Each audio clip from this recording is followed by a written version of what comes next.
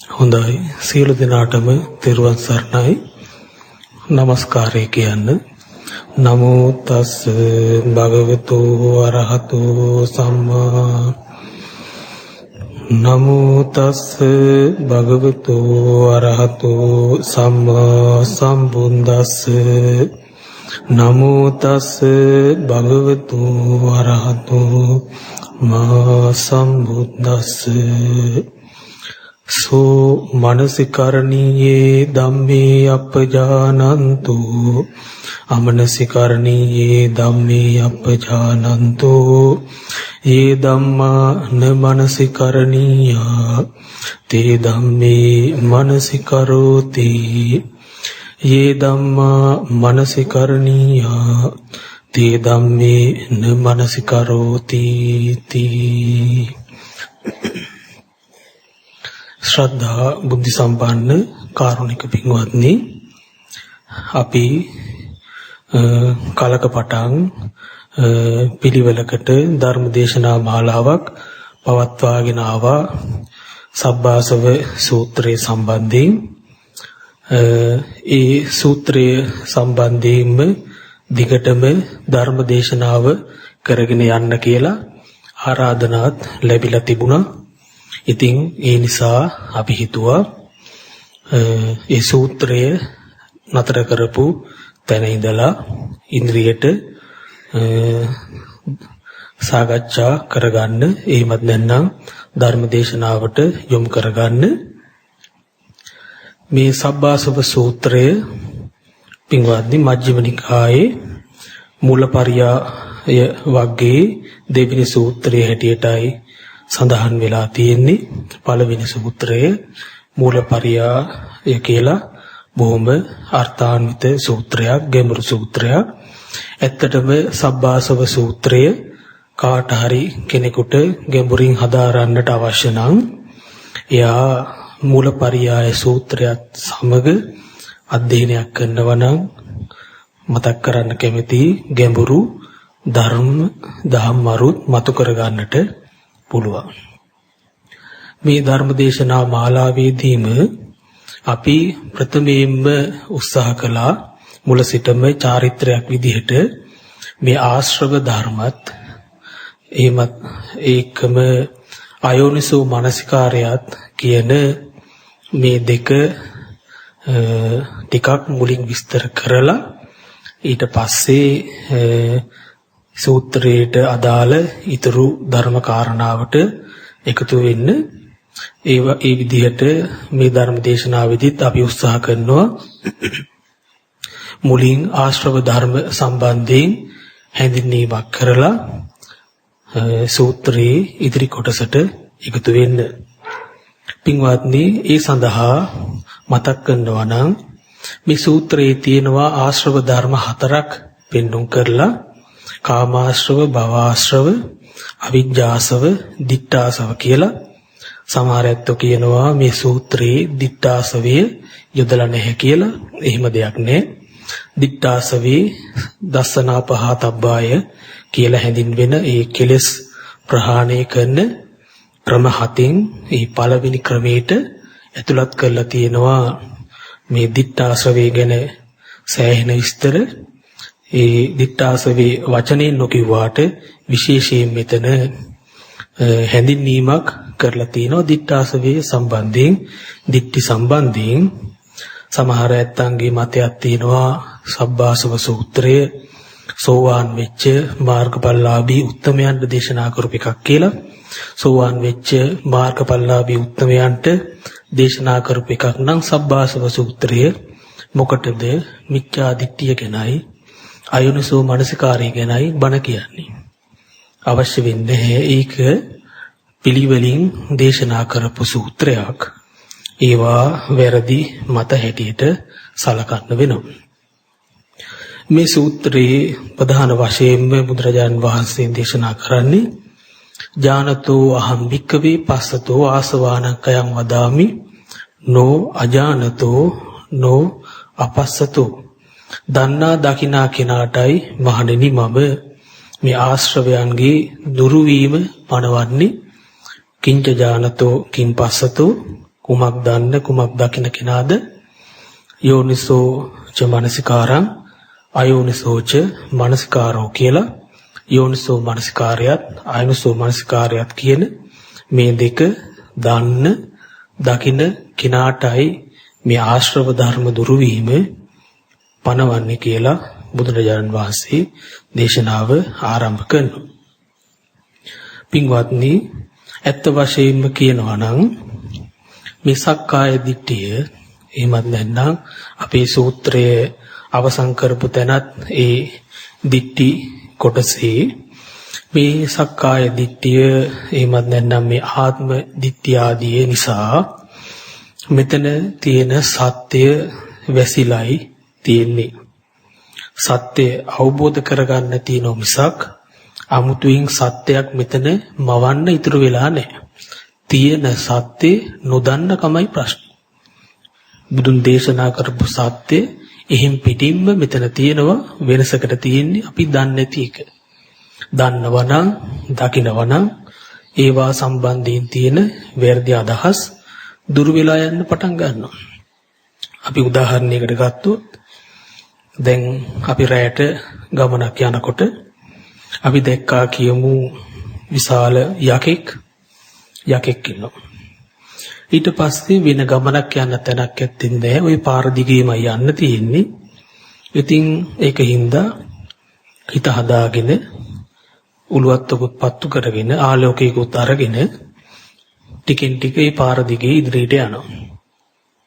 ඉදිරියට යනකොට ඒ ආලෝකයෙන් අපි දැක්කොත් මේ යකෙක් නෙමෙයි, මේ තියෙන්නේ ගින්නෙන් දවා ගිය ගින්නෙන් පිච්චිච්ච දරගසක් කියලා දැක්කොත් එතකොට අර යකාය කියන සංඥාව, යකාය කියන අදහස අපේ හිතෙන් දුර වෙලා යනවා.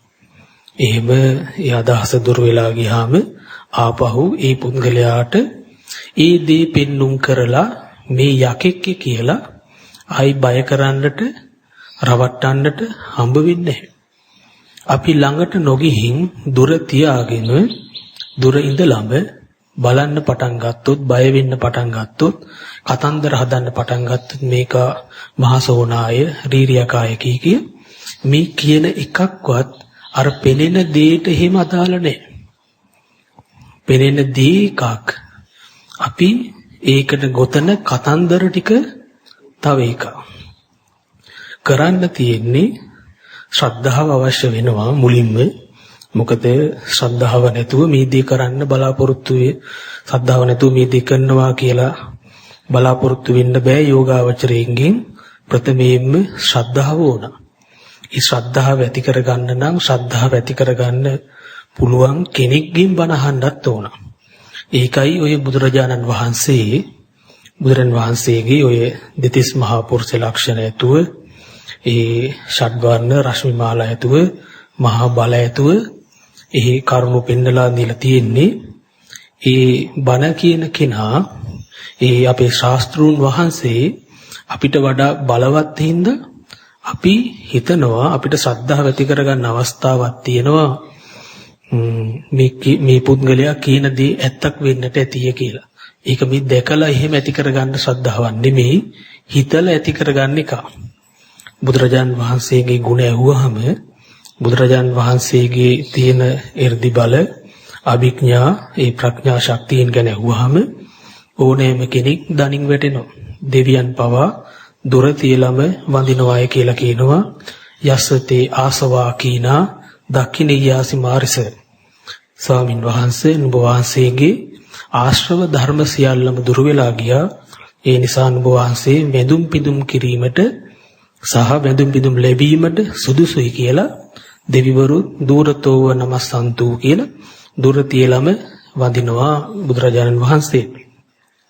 එහෙම ශ්‍රද්ධාවක් ඇති කරගෙන තමයි ටිකෙන් ටික මේ ධර්ම මාර්ගයේ ඉදිරියට යන්න තියෙන්නේ. අද අපි මේ කරන්න උත්සාහ ගත්තේ බණ අහලා, ඒ වගේම ප්‍රායෝගිකව මේ සතිය ආදී ධර්ම තමුන් තුළ ඇති කරගෙන, ඒ සති ධර්ම ආදීන් ටිකෙන් ටික ඒව උපයෝගී කරගෙන මේ ධර්මයේ පෙනෙන දකින මට්ටමකට යන්න ගත්ත උත්සාහයක් තමයි. ආශ්‍රව ධර්ම ගැන මතක් කරනකොට මේ කාමාශ්‍රවය කියලා මේ ලෝකේට ඇදලා බැඳලා තබා ගන්න මේ ලෝකේ මේ තුන් ලෝක ධාතුව තුලම ඇද බැඳ තබා ගන්න එක්තරා ඇලීමක් එක්තරා බැඳීමක් කාමාශ්‍රවය. භවආශ්‍රවය කියනකොට ඒ ඇලුණු බැඳුණු දී යම් පැවැත්මක් ඇලිච්ච බැඳිච්ච දී තිබෙනවායි කියලා ඒ ඉන්ද්‍රියන් තුලින් අපිට ප්‍රකට වෙන ස්වභාවය. ඒක භවආශ්‍රවය. කාමාශ්‍රව අවිජ්ජාශ්‍රව කියලා කියන්නේ කිසිම ඇත්තක් නොපෙනෙන ස්වභාවය. අපිට ශබ්දයක් ඇහෙනකොට, රූපයක් පේනකොට, ගඳ සුවඳක් දැනෙනකොට, හිතට සිතවිල්ලක් එනකොට එන විදිහටම බාර ගන්නවා මිසක් ඒවේ ඇත්තක් නැත්තක් අපිට පේන්නේ. ඒක දැන් ස්වභාවයක් විදිහටමපත් වෙලා තියෙනවා. ඒක අවිජ්ජාශ්‍රවය. ඇත්ත නොපෙනෙන ස්වභාවයම අවිජ්ජාශ්‍රවයයි කියලා දැනගන්නට ඕන. ධර්මයේ නොහැටෙන අඩුම තරමේ තමුන් පෘථග්ජනද නැද්ද කියලාවත් නොදන්න මේ ගතිය දැනගන්න. මේ අවිද්‍යාව නිසා වෙන දෙයක් මුකුම්ම දන්නේ නැහැ. ධර්මයේ පිළිබඳ කිසිම සංඥා මාත්‍රයක්වත් වැටහෙන්නේ නැහැ. ඔක්කොම වහලයි තියෙන්නේ. දිට්ඨාසවය කියලා කියනකොට දිට්ඨි කිව්වහම සම්මා දිට්ඨිත් තියෙනවා, මිච්ඡා දිට්ඨිත් තියෙනවා. අපි කියමු දිට්ඨි කියන එක එක්තරා විදිහක දෙකීමක් කියලා. සම්මා දිට්ඨිය කියලා කියනකොට නිවැරදිව දැකීමක්. මිච්ඡා දිට්ඨි කියනකොට වැරදියට දැකීමක් කියලා සාමාන්‍යයෙන් කෙටියෙන් ඔය ඇත්තන්ට හඳුනා ගන්න පුළුවන්. මේ දිට්ඨාශ්‍රවයෙන් සිද්ධ වෙන්නේ ඇත්ත විකෘති කරනවා. තමුන් හමුවට එනදී ඒ ආකාරයෙන් නෙමෙයි පෙන්눔 කරන්නේ, වෙනත් ආකාරයකින් වෙනත් විදිහකට තමයි අපිට පේන්නේ, අපිට වැටහෙන්නේ. එහෙමත් නැත්නම් සංඥා විපල්ලාස කියලාත් ඔයත් අහලා ඇති. අසුබ දේ සුබයි කියලා ගන්නවා. එතනින් ගියාම අනිත්‍ය දේ නිට්ටයයි කියලා ගන්නවා. ආත්මේ අනාත්ම දේ ආත්මයි කියලා ගන්නවා. මේ විදිහට ඒ වැරදි විදිහට පෙනෙන ස්වභාවයක් තියෙනවා ඒ මිච්ඡා දිට්ඨි කියන ඒවායි. දැන් අපි උදාහරණයක් සලකලා බලමු. මේ උදාහරණයේ අයිති වෙන්නේ ජාතක කතා පොතේ උම්මග්ග ජාතකයේ තියෙනවා දස කතා. මම හිතන්නේ දස කතා. ඒ දස කතාවල තියෙනවා මණි ප්‍රශ්නය කියලා එකක්. මේ මණි ප්‍රශ්නයෙන් උපුටාගත්ත උදාහරණයක්.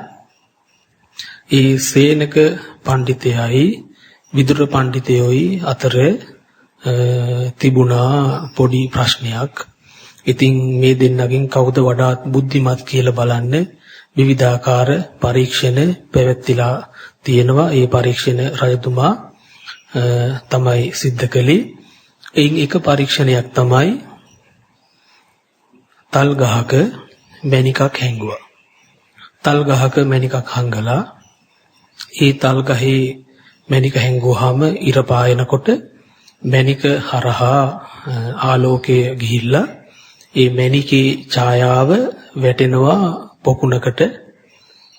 එතකොට එක පුරුෂයෙක් ධම්මලා පොකුණේ මණිකක් තියෙනවායි කියලා ඒ මණික අරන් දෙන්නට කියලා ආරංචියක් ඇරියා.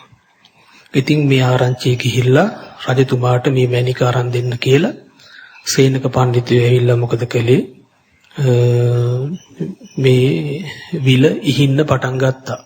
මොකද ඒ විලේ ඇතුලෙන් පෙනෙනවා මණිකක්. ඒත් ලිඳ ඒ විල ඉහලා ඒකේ තියෙන මඩත් ඉවත් කරලා බැලුවට මණිකක් එහෙම පේන්නේ නැහැ. ආපහු විලට වතුර පිරෙනකොට මේකෙන් ආයෙත් පේන්න පටන් ගන්නවා අර මැණික. ඉතින් කීප වතාවක්ම මේ පළවෙනි පඬිතුමා කලේ ඒ විල ඉහින එක.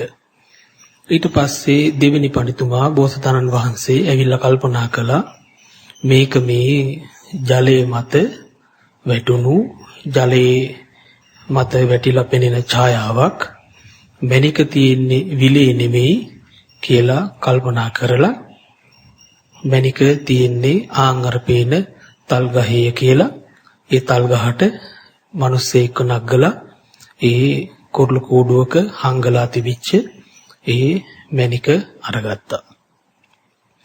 මෙන්න මේ සේනක පඬිතුමා කරනවා වගේ වැඩක් අපේ අතින් සිද්ධ වෙනවා. ඒ තමයි මේ පෙනෙන ඇසෙන අරමුණු සම්බන්ධයෙන් මේ යමක් තියෙනවායි කියලා හොයන ගතිය. ඒක ඉතින් හරි අමාරුයි පින්වත්නි. ඔයත් වගේ කාමයේ ඇසුරු කරන, කාමයේ පරිහරණය කරන, කාමයෙන්ම සතුටු වෙන, ගිහිගෙවල් ඇසුරු කරන, මිල මුදල් ප්‍රාර්ථනා කරන, මේ සුදු රිදි අඳින, කාමයේ ගැනම හිතන ඔයත්තන්ට මේ කාරණා කොපමණ සමීප වෙයිද, කොපමණ දිරවා ගන්න පුළුවන් වෙයිද, කොපමණ හදවතට සමීප වෙයිද කියන්න නම් දන්නේ නැහැ.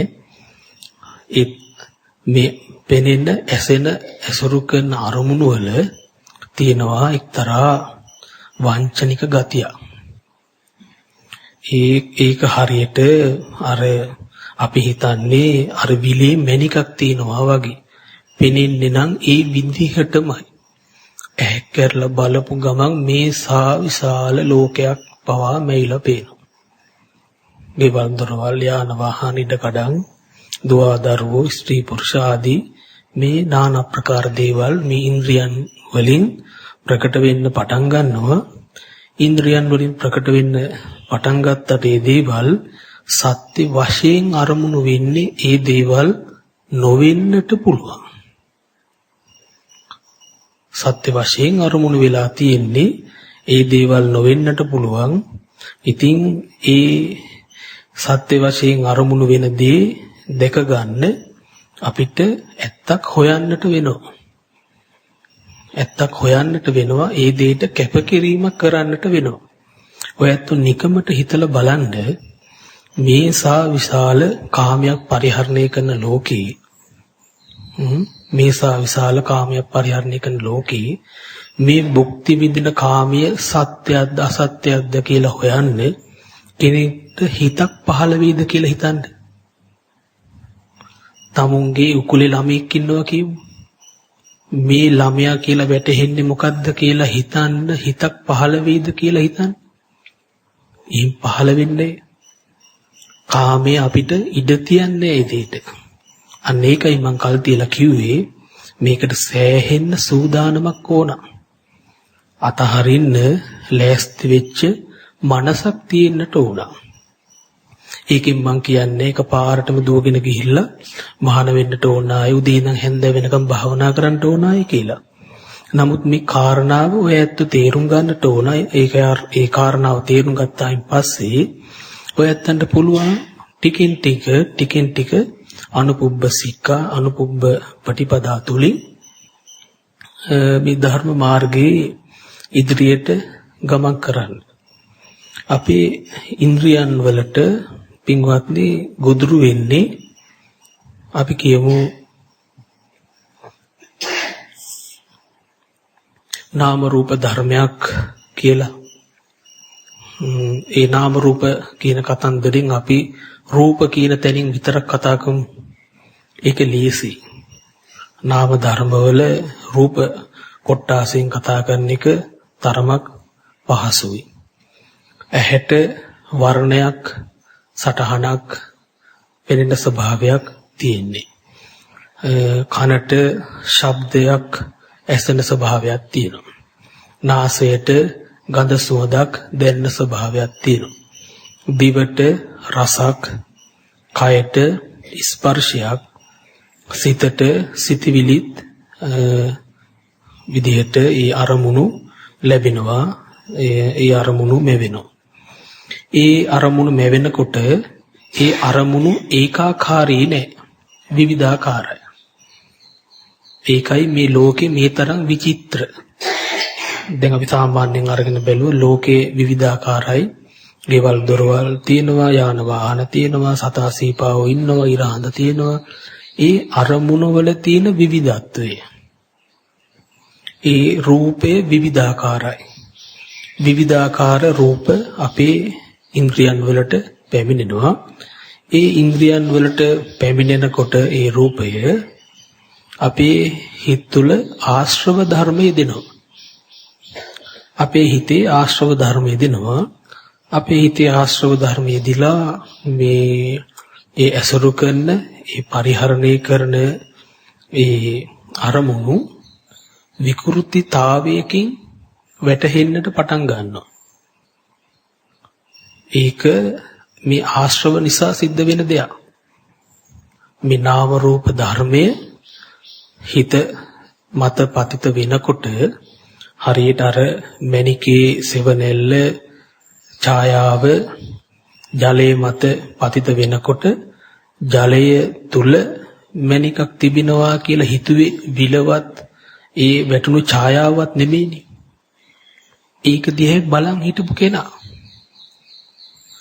ඒ වැරදි තීරණේ ගත්තේ විල එහෙම නෙමෙයි. ඒක සත්‍ය ස්වභාවය බාහිරින් තියෙනවා. සත්‍ය ස්වභාවයේ බාහිරින් තිබ්බට අපි වැරදියටයි වටහා ගන්න. අපි හිතනෝ නෑ මේ විල ඇතුලේ නම් මණිකක් තියෙනවා කියලා. ආන් ඒ වගේ ඇහැට රූපයක් එනකොට අපි හිතනවා මේ රූපය යමක් දෙයක් පුද්ගලයෙක් කියලා. ඒ යමක් දෙයක් පුද්ගලයෙක් කියලා ඒ වැටහෙනකොට ඒක වැරදිය කියලා කියන්න මේ ලෝකෙ කිසිම කෙනෙක් ඉදිරිපත් වෙන්නෙත් නැහැ. තමුන් විසින් තමුන්ටම රැවටිලා තියෙනවා. වෙන කෙනෙක් ඇහිලා අපිව රැවට්ටුවොත් ටික කාලයක් යනකොට තමුසෙමාව රැවට්ටුවා නේද කියලා අපිට ඒ දේ අල්ලගන්න පුළුවන්. ඒ තමුන්ටම රැවටිලා ඉන්නකොට මේ ආත්ම වංචාව එහෙම ලිහිසියෙන් අල්ලන්න බෑ. පරතෝ ഘോഷයක්, ඒ කියන්නේ කල්යාණ මිත්‍ර ආශ්‍රයකින් පරතෝ ഘോഷයක් තියෙන්නත් ඕන. සද්ධම්ම ශ්‍රවණ, යෝනිසෝ මනසිකාර, ධම්මානුධම් පටිපදා. මේ කරුණු හතර සම්පූර්ණ වුණාම තමයි මේ ආත්ම වංචාව කියන එක, සත්‍ය කියන එක ටිකෙන් ටික හෙළිවෙන්න පටන් ගන්නෙ. එහෙම මේ සත්‍ය දකින්න උත්සාහ කරනකොට අපිට පුළුවන් වෙනවා මේ ලෝකයේ තියෙන සැබෑ ස්වභාවය දැකලා ඒ සැබෑ ස්වභාවයට කලකිරෙන්න. ඒ සැබෑ ස්වභාවයට හිත කලකිරෙනකොට ටිකෙන් ටික සිද්ධ වෙන්නේ අපි අර ඒ දේවල් වලට රැවටෙන ගතිය ටික ටික අඩු වෙන්න පටන් ගන්නවා. නැති වෙනවා නෙමෙයි, එකපාරටම අඩු වෙනවා. ඒකට කියනවා ෂය වෙනවාය කියලා. ආශ්‍රවක්ඛය කියලා කියන්නේ කම්මක්ඛය. ෂය වෙනවා. ඒව ටික ටික තමයි නැති වෙන්න පටන් ගන්නේ. එහෙම ටික ටික නැති වෙන්න පටන් ගන්නවා. අපි උදාහරණයක් සලකලා බලමු. සාමාන්‍යයෙන් භාවනාවෙන් සරලව අත්දක ගන්න පුළුවන් උදාහරණයක්. දැන් අපි ඔයත්තන්ට සතිය හුරුකලා මම දැන් මෙතනය කියලා ඔයත්තන්ට සිහිය පිහිටවන්න පරියන්කේ හුරුකලා. දැන් කවුරු හරි කෙනෙක් හොඳට සිහියෙන් සක්මන් කරලා පරියන්කේට ඇවිල්ලා සිහියෙන් සක්මන් කරලා පරියන්කේට ඇහිලා තමුන්ගේ මේ කයට හිත ගත්තායින් පස්සේ තමුන්ට තේරෙනවා මේ කයේ ඉරියව්ව. අපිට පුළුවන් මේ ඉරියව්වට සතිය පවත්වන්න. එහෙමත් නැත්නම් මේ ඉරියව්ව ගැන දැනුවත් භාවයක් ඇති කරගන්න. ඒකෙන් කියවෙනවා දෙයක් මම දැන් මෙතන ඉඳගෙන ඉන්නවා කියලා.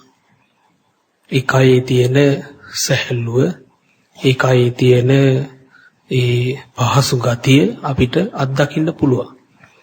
මේ කයේ තියෙන සැහැල්ලුව, පහසු ගතිය අත්දැකගෙන මේ කයේ හිත පවත්වනකොට අපි කියනවා චේතනා පහළ කරන්නට යන්න එපාය කියලා. අපි අර මුලින් මතක් කළේ කය සෙලවීම පිණිසවත් සිතක් පහළ කරන්නට එපාය කියලා කියනවා. ස්වභාවිකව වෙන දේ දිහා බලාගෙන ඉන්න. මොනවද පෙනෙන්නේ කියලා.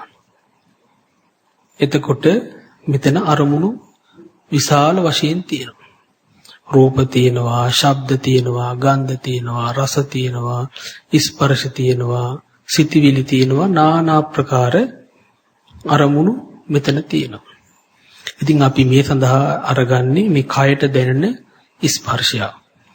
මොකද ඒ කායික ස්පර්ශයෙන් කරුණු පැහැදිලි කිරීම ටිකක් පහසුයි. මේ ඇස වගේ ඉන්ද්‍රියකට එනකොට පින්වත්නි හරිම අමාරුයි. හරිම වංචනිකයි. මොකද සත්වයින්ට බොහෝ සෙයින් කෙලෙස් ඉපදිලා තියෙනවා මේ ඇහැ නිසා. ඇසේ තියෙන මේ මායාකාරී ගතිය නිසා ඇස අරමුණු කරගෙන ප්‍රබල වශයෙන් කෙලෙස් උපද්දවල තියෙන හින්දා එහෙන් යමක් පැහැදිලි කරන්න ගියාට පැහැදිලි කරගන්න අමාරුයි. වැටහෙන්නේ නැහැ. හිත අවුල් වෙනවා. අපි බලමු ඒකට මේ කයෙන්. මෙහෙම මම දැන් මෙතන කියලා කයට සිහිය අරගෙන ඉන්නකොට ඔය ඇත්තන්ට මේ කයේ තියෙන ස්වභාවවල් වැටහෙන්න පටන් ගන්නවා. තද ගති, බුරුල් ගති, උණුසුම් ගති, සිසිල් ගති, කම්පන චංචල ගති, එළෙන වෙගිරෙන ගති, සෙලවෙන ගති, මේ নানা ප්‍රකාර දේවල් මේ කයෙන් වැටෙන්න පටන් ගන්නවා. එහෙම වැටෙන්න පටන් ගන්නකොට අපි හිතමු තද ගතියක් දැනුණා කියලා. ඒ තද ගතියක් දැනුණාම දැන් කමඨහන් වාර්තා කරනවා කියලා එකක් තියෙනවා. මට වෙලාව තිබුණොත් පස්සේ අවස්ථාව ලැබුණොත් මම ඔය ඇත්තන්ට ඒ දේ කියලා දෙන්න. ඒ කමඨහන් වාර්තා කරන්නේදී යෝගාවචරය මුලින්ම කියන්නේ තමුන් භාවනා කරපු හැටි. මම පරියංකයට ගියා. පරියංකයට ගිහිල්ලා කයට හිත ගත්තා. මේ කයේ හිත පැවැත්තුවා. එහෙම කයේ හිත පවත්නකොට මට තද ගතියක්, බුරුල් ගතියක්, උණුසුම් ගති, කම්පන චංචල ගති දැනෙන්න පටන් ගත්තා කියලා යෝගාවචරය මුලින් භාවනා කරපු හැටි, තමුන් භාවනා කරන්න ගත්ත මූලික කර්මස්ථානේ, ඊට පස්සේ තමුන්ට ලැබිච්ච, තමුන්ට පෙනිච්ච, තමුන්ට මතුවෙච්ච ඒ තොරතුරු ටික හෙලි කරන්න පටන් ගන්නවා. මේ වගේ වාර්තා කරනකොට අහන්න දකින්න ලැබෙනවා මට කකුලේ තද ගතියක් දැනුණා, මට පොළවේ තද ගතියක් දැනුණා යනාදී වශයෙන් මේ තද ගතිය ගැන විස්තර අර්ථකථන ඉදිරිපත් කරනවා.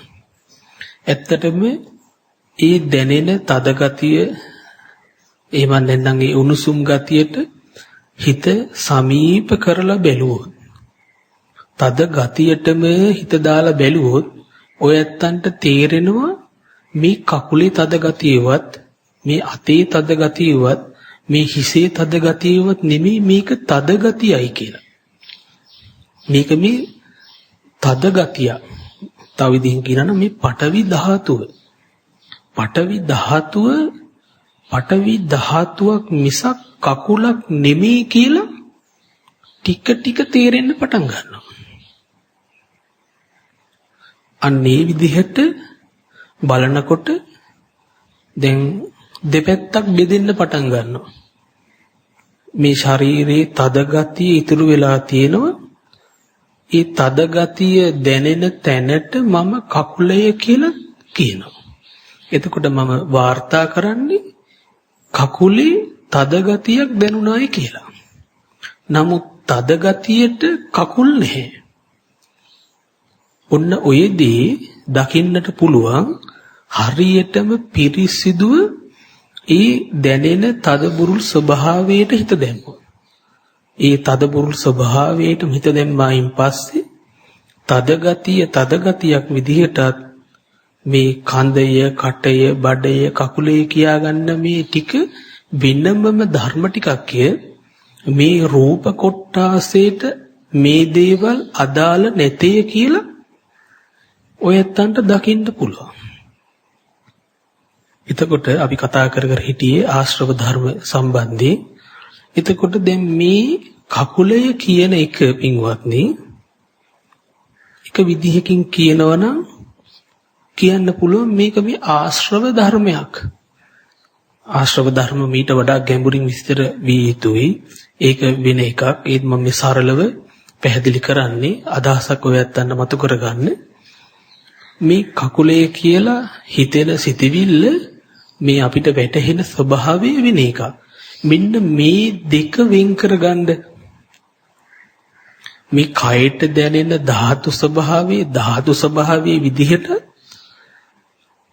දෙක්කට පස්සේ මේ තමුන් හිතාගෙන ඉන්න මේ කන්ද, කට, බඩ, හිස, අතපය කියලා මේ හිතෙන ටික වෙනම ටිකක් විදිහට මේක මේ දෙකක් කරගන්න. දෙකක් කරගන්න කියලා බලෙන් කරන්න බෑ අපිට. කරන්න තියෙන එකම දේ තමයි බොහොම පරීක්ෂාවෙන්, බොහොම සිහියෙන් මේ දැනෙන තද ගති, බුරුල් ගති වලට හිත ලං කරලා බලන එක. හිත ලං කරලා බැලුවහම ලං කරලා බලන්න කකුලක් නම් නෙමෙයි වැටෙන්නේ. ලං කරලා බලන්න වැටෙන්නේ ධාතුවක්. පඨවි ධාතුව. ධාතු කියන්නේ එක සත්‍යෝ නෙමෙයි, පුද්ගලයෝ නෙමෙයි. ශුන්‍ය මිදම් වික්කවේ අත්තේනවා අත්තනීනවා. මේ රූප වේදනා සංඥා සංකාර විඥාන කියන මේ දේවල් සත්වේක හෝ සත්වේකට අයිති ස්වභාවයෙන් හිස්සේ කියලා කියනවා. ශුන්‍යං කියලා කියන්නේ හිස්සේ කියලා කියන්නේ අන්න ඒ තේරුමයි. අන්න එතකොට ඔය ඇත්තන්ට දෙක ගන්න දැනගන්න පුළුවන් වෙනවා පඨවි ධාතු ආදී ධාතු කොටස් වෙනම මේ කඳ, කට, බඩ කියලා වෙන් කරගන්න කොටස. මෙන්න මේ කොටස ආශ්‍රව ධර්මයක් වගේ. බලන්න මේ පඨවි ධාතුව කියන එකේ ස්වභාවය මේ කකුලය කියන ස්වභාවයෙන්, මේ අතය කියන ස්වභාවයෙන් වසාගෙන හිටියා නේද කියලා.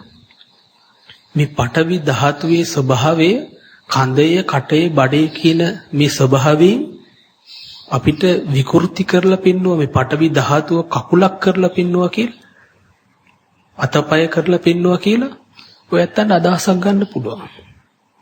ඒ වගේම ඔය ඇත්තන්ට සරලව කල්පනා කරලා බලන්න පුළුවන් අපි මේ උදේ ඉඳන් හැන්දෑ වෙනකන් මේ ආරක්ෂා කරන්න හදන්නේ මේ හිතින් මවාගත්ත කයක් නේද?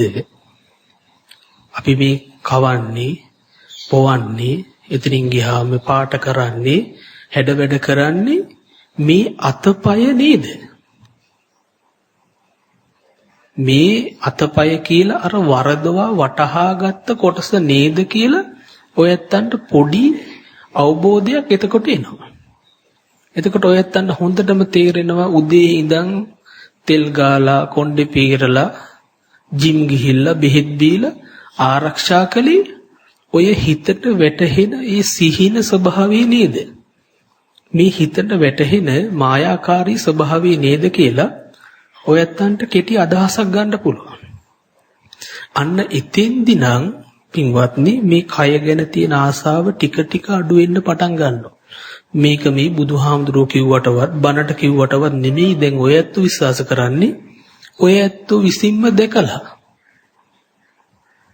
ඕනවට වඩා මේ කයට ආසා කරන්න යන්නේ නැහැ දැන්.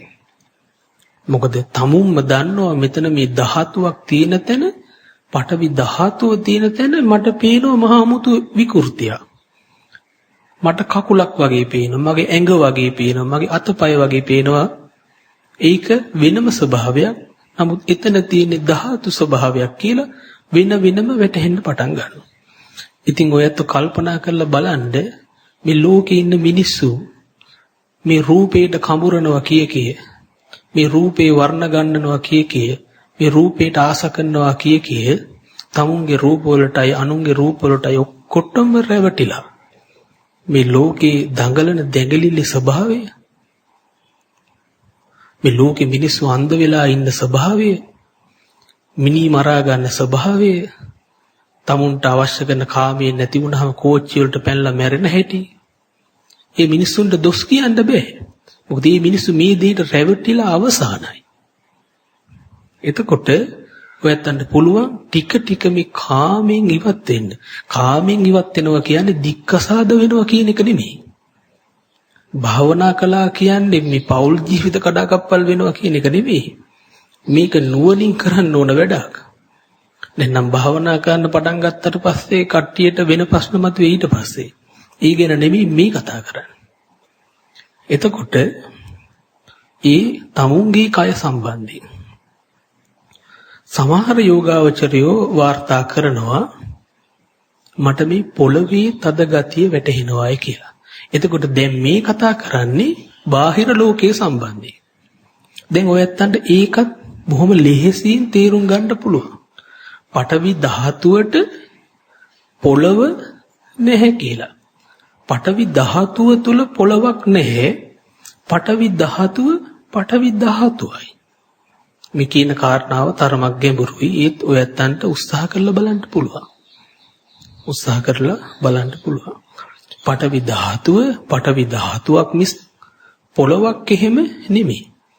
දැන් අපි මම දැන් මේසය අල්ලනකොට මට මේ මේසය කියලා වැටහෙනකොට මම හොඳට බැලුවොත් මට ස්පර්ශ වෙන්නේ මේසයේද තදබුරුල් ගතියක්ද කියලා මට මේසයක් ස්පර්ශ වෙන්නේ. මට ස්පර්ශ වෙන්නේ තදබුරුල් ගතියක්. නමුත් මට රැවටෙන්න පුළුවන් මට මේසයක් ස්පර්ශ වුණාය කියලා. මේ කතාව ඔයත්තන්ට තේරෙනවද නැත්නම් අන්දර දෙමළ වගේ? මන් දන්නේ තේරෙනවද නැද්ද? තීර ටිකක් අවුල් වෙලා පිස්සු වැටේද කියන්නේ?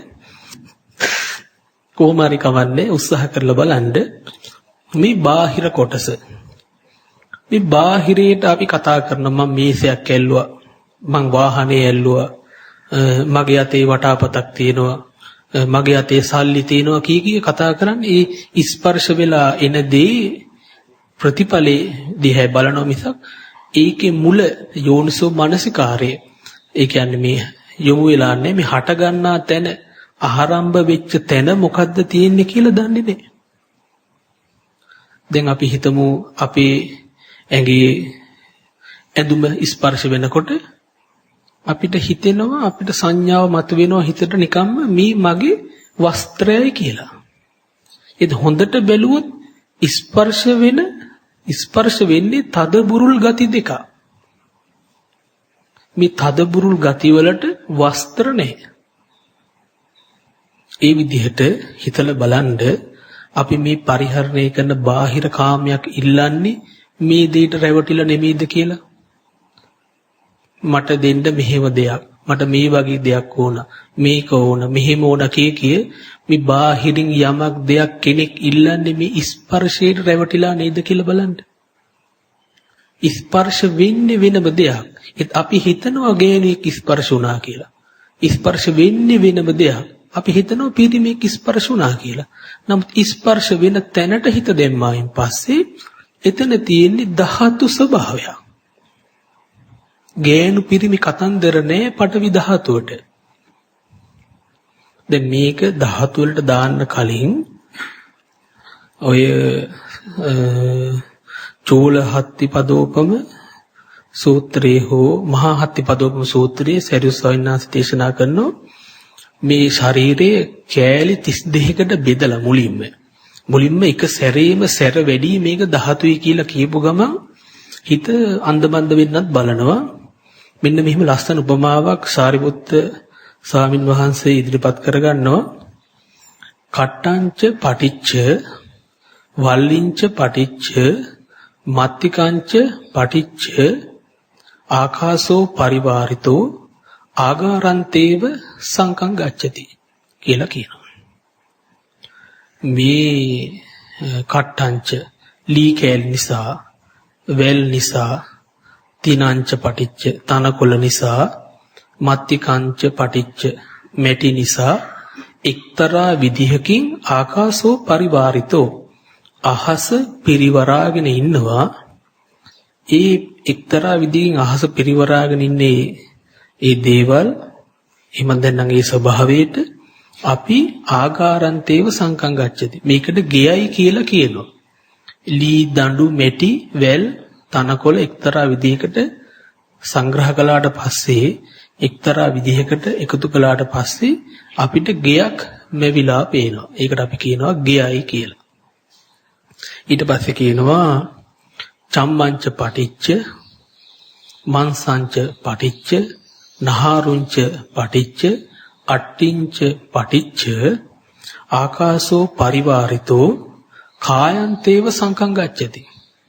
මේ හැම නිසා මේ මස් නිසා මේ නහර නිසා මේ ඇට නිසා මේ අහස මේ හිස් අහස පින්වත් මේ අහුරගෙන ඉන්නේ අපි ඇඟ කියලා මේ කෑලි 32ක් එකට ඇහිරිලා තියෙනවා මේ හිස් ආකාශේ.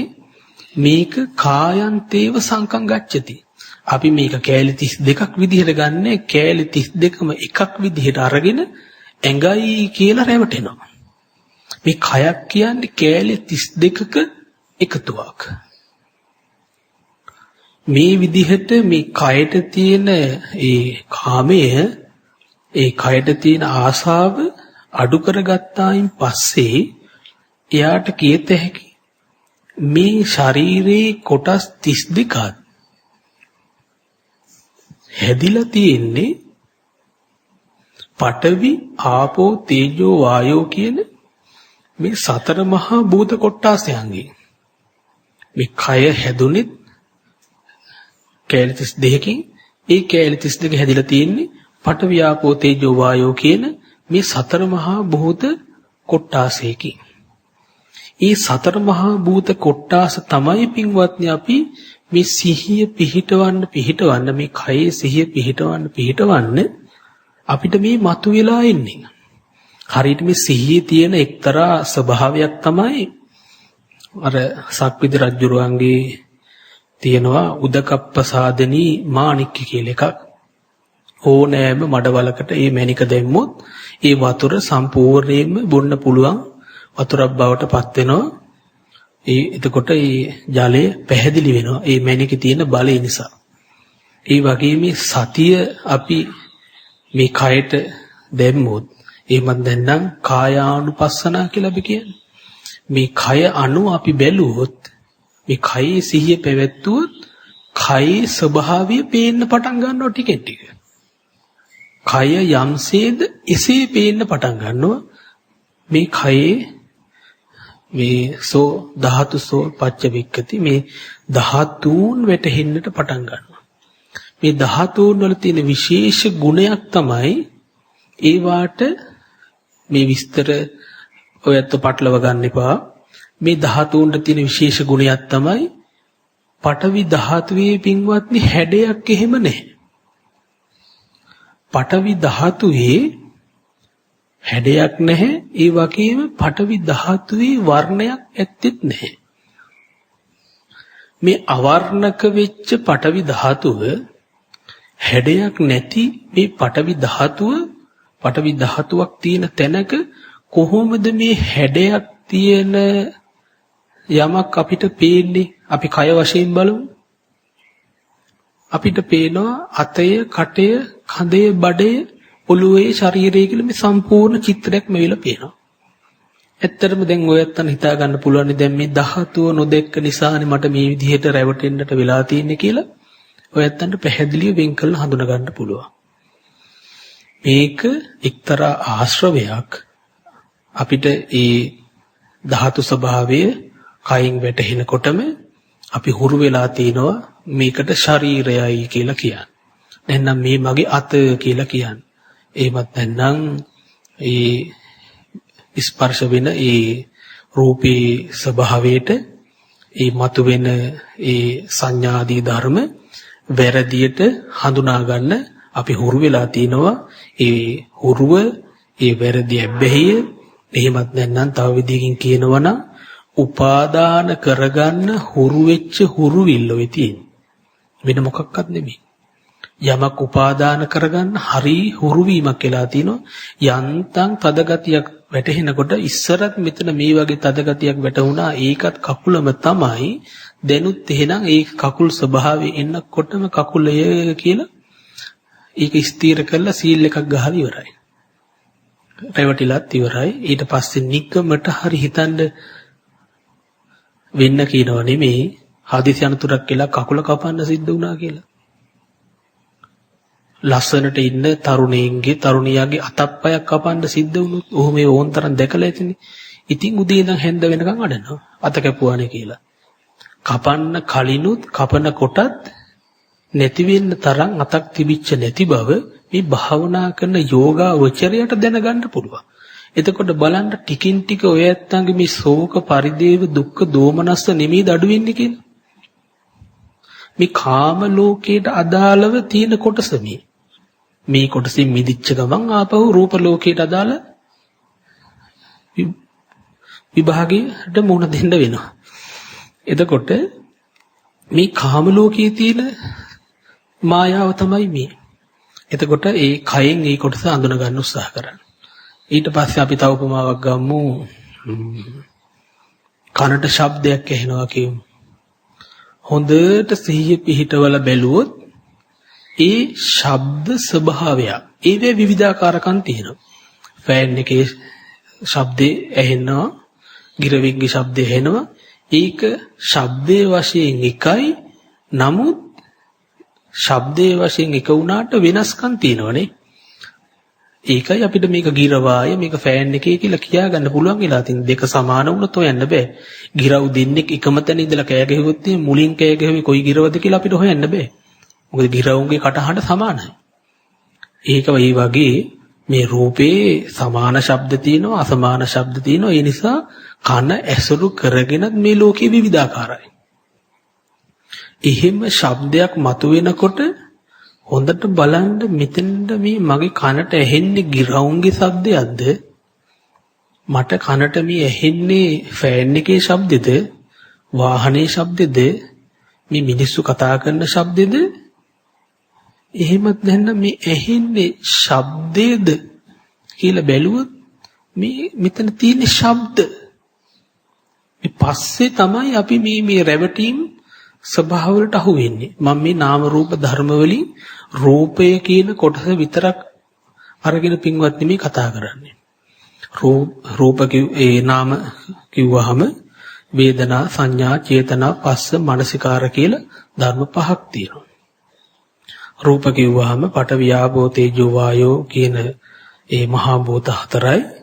ඒ මහා භූත හතරත් එක්ක තවත් ඒව ඇසුරු කරගත්ත රූප සෙවණැලි තියෙනවනම් එහෙමත් නැත්නම් උපාදාය රූප කියලා වෙන රූප જાතියක් තියෙනවනම් ඒවයි රූප කියලා කියනවා. ඒවා රූප අර පහ නාම ඒකට ඉදං නාමං ඉදං රූපං නාම රූපං කියලා බුදුරජාණන් වහන්සේ බෙදීමක් කරලා තියෙනවා. මේ නාම රූප වලින් මම මේ උදාහරණයකට අරගත්තේ රූප කියන තැන විතරයි. මොකද මේකෙන් කතා කරන්න ලේසි. සංඥාවෙන් කතා කරන්න අමාරු. සංඥාව ඉන්නෙම කෙලෙසිලා. ඒ සංඥාව කියන්නෙම ඉතින් දිට්ඨියක් තමයි. සංඥාව ඉන්නෙම විකෘතියකුත් එක තමයි සංඥා මත වෙන්නේ. කොහොම හරි මේ ශබ්දය කියන්නේ රූපයක්. මේ ශබ්දය කියන රූපය උපාදාය රූපයක් කියන්නේ. මේ ශබ්දයේ කියන රූපයට හිත දැම්මහම අපිට හොඳට වැටහෙනවා මෙතන මේ ශබ්ද ස්වභාවයක් මිසක් මේක මේ ගිරව්‍ය කුරුල්ලොය ෆෑන්නේ වාහනේ කියලා කියා ගන්නට බැහැයි කියලා. අන්නේ විදිහට ඔය ඇත්තන්ට ටික ටික ප්‍රකට වෙන්න පටන් ගන්නවා මේ අරමුණු සම්බන්ධයෙන් තියෙන මුලාව, මේ අරමුණු සම්බන්ධයෙන් තියෙන මත්වීම.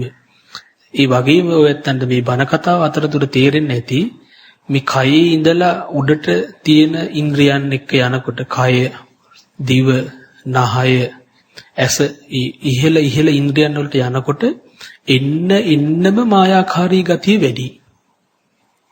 මේ ඇස ගැන නම් කතා කරන්න හිතන කොටත් රැවටෙනවා. මේ ඇහැට පේන්නේ පින්වත්නි එක්තරා වර්ණ ඡායාවක්. අපි කවදාවත් විශ්වාස කරන්නේ මේ පේන්නේ වර්ණ ඡායාවක් කියලා. කොච්චර අහන් හිටියත් ඒක මේ කණෙන් අහලා අනිත් කණෙන් පිට කරනවා. මොකද ගොඩක් අපේ වැඩ කටයුතු තියෙන්නේ මේ ඇහත් එක්ක ඇහැ සම්බන්ධ කරගෙන ගොඩක් මේ බිස්නස් කරලා තියෙනවා. ඒව පාඩු වෙනවා.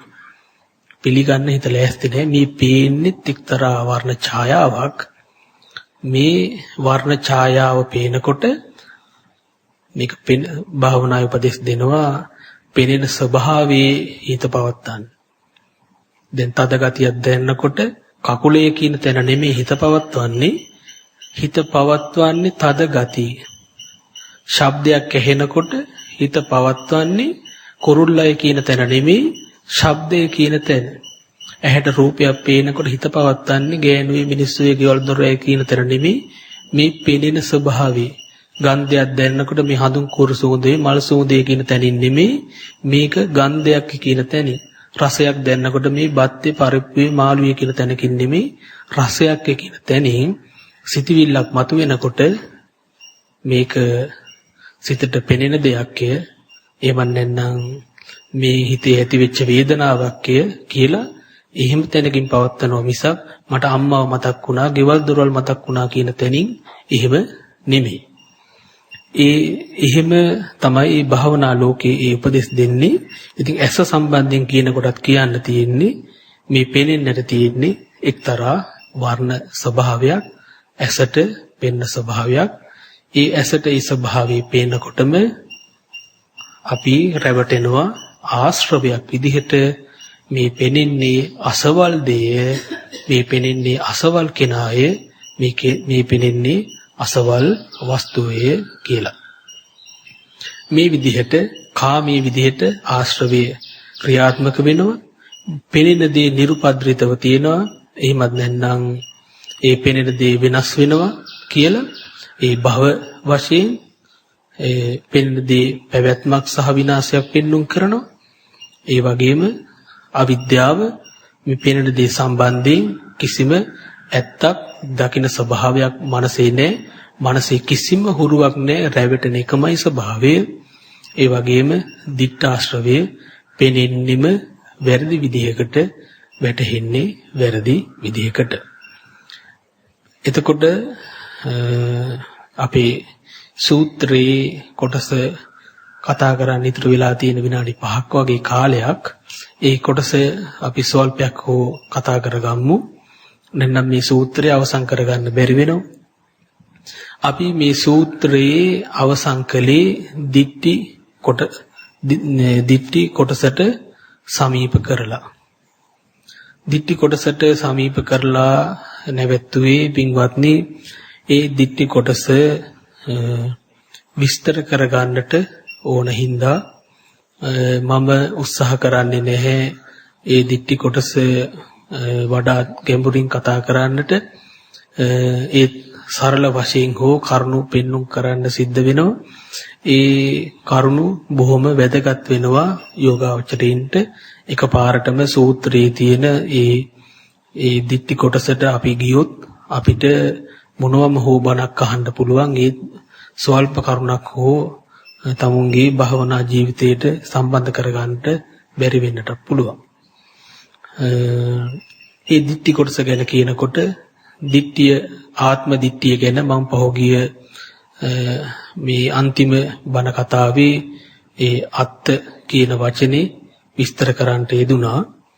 ඉතින් මම අද පැහැදිලි කරන්න බලාපොරොත්තු වෙනවා තවත් විදිහකින් ඉදිරි සූත්‍ර කොටසට අනුග්‍රහයක් ලැබෙන විදිහට අත්ත කියනකොට මේ අර්ථ කියන තේරුමකුත් තියෙනවා. මේක සත්ත්ව පුද්ගල වශයෙන් හෝ වේවා වස්තු වශයෙන් හෝ වේවා. අපි සාමාන්‍යයෙන් හිතන්නේ සත්ත්ව පුද්ගල වශයෙන් ප්‍රධාන වශයෙන්ම උච්ඡේද සාස්වතය කියලා දිට්ඨි දෙක තියෙනවා. උච්ඡේද දිට්ඨිය සාස්වත දිට්ඨිය කියලා දිට්ඨි දෙකක් තියෙනවා. උච්ඡේද කියන්නේ යමක නැති බව. සාස්වත කියලා කියන්නේ යමක ඇති බව. නැති බවයි ඇති බවයි. අපි සාමාන්‍යයෙන් ඔය කියන්නේ පුතේ තාත්තා ගෙදර ආවද? එතකොට එක්ක ආවනම් ආව කියන්න ඕන නැත්නම් නැහැ කියන්න ඕන. තාත්තා ආවනම් ඒක සාසතයි. ඒක උදාහරණයකට. තාත්තා ආවේ නැහැ කියලා කියනනම් ඒක උච්ඡේදයි. ඒක නැත කියන මේ නෂ්ටාර්ථේ නැති බවක් පෙන්වන එක. මේක දිට්ටි විප්පන්දනයක්. දිට්ටි විප්පන්දනයක් කියලා කියන්නේ අපිට යමක් වැටහෙන්නේ මෙන්න මේ ස්වභාවයෙන් විතරයි. එක්ක තියෙනවා එක්ක නැහැ. එක්ක තියෙනවා එක්ක නැහැ. අත්තිතං චේව නත්තිතං ච. මට එක්ක තියෙනවා නම් තියෙනවායි කියලා කියන්න නැත්නම් නැහැ කියලා කියන්න ඔතනින් එහා යමක් අපිට වැටහෙන්නේ නැහැ. නමුත් මේ දේ දිට්ඨිය. මේ දේ යමකට රැවටීම නිසා ඇති කරගත්ත වැරදි අදහසක්. දැන් අපි අටුවා පොත්වල තියෙනවා එක්තරා උදාහරණ කතාවක්. දැන් ඈත විල්යායක තියෙනවා මේ හයි කරලා තියෙනවලු පඹෙක්. ඒ පඹයව ඈත තියලා දැකලා මිනිස්සු දෙන්නෙක් වාද කරන්න පටන් ගන්නවලු. කොහොමද වාද කරන්න පටන් ගන්නෙ? එක්කෙනෙක් අහනවලු අර ඉන්නේ ගෑණිද්ද කියලා අහනවලු. අනිත් කෙනා අහනවලු අර ඉන්නේ පිරිමිද්ද කියලා. තව කෙනෙක් කියනවලු නෑ නෑ අර ඉන්නේ ගෑණියෙක්. තව කෙනෙක් කියනවා නෑ නෑ අර ඉන්නේ පිරිමියෙක්, ඒ ගෑණියෙක් නෙමෙයි කියලා. දැන් පින්වත්නි මේ උත්තර දෙකම හරිද? තියෙන්නේ පඹෙක්, හිතවල තියෙන්නේ වෙනමම දෙයක්. ඒත් මේ බාහිරේ ඉඳලා ඒ දේ ඇත්ත නොදැක මේ කතා කරන ස්වභාවය සම්පූර්ණයෙන් වැරදි. එයා කාගෙන් හරි ප්‍රශ්නයක් ඇහුවත් අහන්නේ මට කියන්න අර ඉන්නේ පිරිමියෙක්ද? එහෙමත් නැත්නම් ගෑණියෙක්ද? දැන් මේකට උත්තර දුන්නොත් උත්තර දෙන මනුස්සයාටත් බොරු නේද කියන්න වෙන්නේ. මේ ඉන්නේ ගෑණියෙක් කිව්වොත් හරිද? ඒත් වැරදි. මේ ඉන්නේ පිරිමියෙක් කිව්වොත් හරිද? ඒත් වැරදි. මේ ගෑණියෙකුත් නෙමෙයි පිරිමියෙකුත් නෙමෙයි කිව්වොත් පිරිමියෙකුත් නෙමෙයි ගෑණියෙකුත් නෙමෙයි කිව්වොත් ඒත් වැරදි.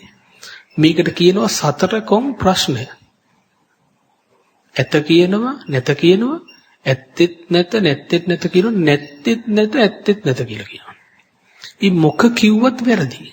මොකද තියෙන්නේ වෙනම ස්වභාවයක් හින්දා. අපිට අරමුණු වෙන දේ එකක්. අපි හිතාගන්න දේ තව එකක්. මේවා එකට එකතු වෙලා තමයි මේ තියෙන්නේ. මේ ඔක්කොම එක පොදියට එකතු වුණාම ඒක දිට්ඨිගත වීමක්, දිට්ඨාශ්‍රවයක්. අපිට ඇත්තක් නැත්තක් පේන්නේ නැහැ. පෙනෙන දේ, හිතෙන දේ දෙකක් විදිහට නෙමෙයි පේන්නේ. අපිට පේන්නේ මේ දෙකම එකක් විදිහට. එහෙම පෙනිලා අපි ඉතින් වාද කරනවා මේ අසවල් දේය. එහෙමත් නැත්නම් අනිත් කෙනා වාද කරනවා නෑ ඔයා කියන එක වැරදි, මේ ඒ දේ නෙමෙයි කියලා. මේ දෘෂ්ටි දෙක ලෝකේ පවතින නම් මේ දෘෂ්ටි දෙකම එකට අත්වැල බැඳගත්තු දෘෂ්ටි දෙකක්. කෙනෙක් කියනවා නම් මේ අතන ඉන්නේ ගැහෙණු කෙනෙක් කියලා කියන්නේ එයා පිරිමි කෙනාව ප්‍රතික්ෂේප කරලයි ගැහෙණු කෙනාය කියලා කියන්නේ. එතකොට මේ පිරිමි කෙනාට පින් සිද්ධ වෙන්නයි මේ ගැහෙණු කෙනාය කියන අදහස ආවේ. කවුරුද කෙනෙක් කියනවා නෑ නෑ එතන ඉන්නේ ගැහෙණු කෙනෙක් නෙමෙයි පිරිමි කෙනෙක් කියලා, මේ ගැහෙණු කෙනා කියන අදහසට පින් සිද්ධ වෙන්නයි පිරිමි කෙනා කියන අදහස ආවේ.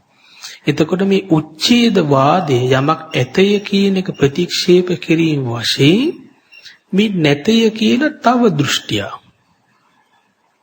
මේ නැතය කියන එක ප්‍රතික්ෂේප කිරීම වශයෙන් ඇතය කියලා තව එකක්.